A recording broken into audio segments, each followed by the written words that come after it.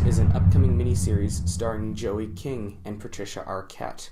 Now, the act is based on the criminal charges of Gypsy Rose Blanchard, the child who was lied to all her life.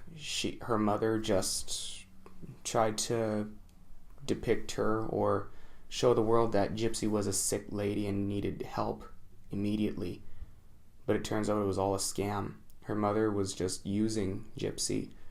And eventually Gypsy and her boyfriend murdered her mom. And I actually remember seeing Gypsy on Dr. Phil. I gotta say, the acting when it comes to depictions, especially biographical films about legendary murders, if not miniseries, there are two things that I'm critical about when it comes to movies or TV shows that depict legendary murders or serial killers. Acting. That's the first thing, acting. When it comes to acting, you have to feel convinced. And some of these actors do that. You feel convinced. You're not saying, it's just like a...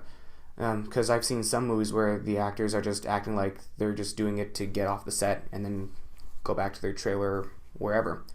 Whereas some actors actually took time to study their character and actually act like that character. Second part of that is, how do you portray the killer? Do you portray him or her as the anti-hero, the villain, or just a person? Again, one of the issues that I have with killer films, unless it was the Lifetime original film, The Night Stalker, here's a difference. Movies like Monster, The Iceman, and the upcoming Ted Bundy movie, they all depict the killers as people. Like, you're just your everyday neighbor next door, or your everyday classmate, just guys. That's good. It's good to see the human side of a killer, but I think that movies kind of show us too much of the human side.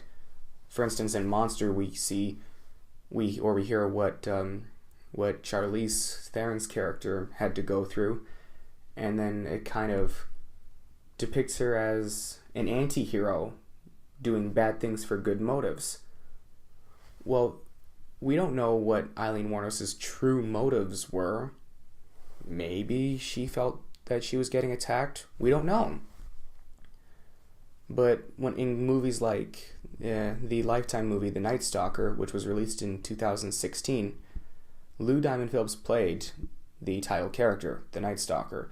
And that, I have to say, is the best depiction of any killer film that I've ever seen, because it doesn't show his human side.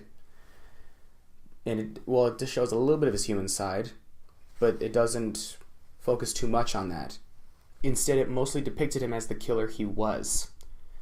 And that, to me, was the true representation of a killer, especially for a film.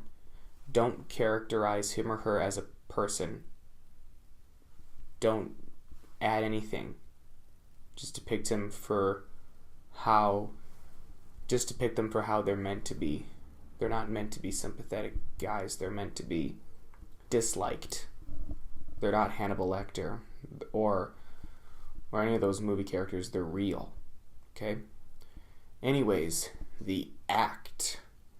I have to say, the acting is good so far. Trailers only show you bits and pieces. It looks tense.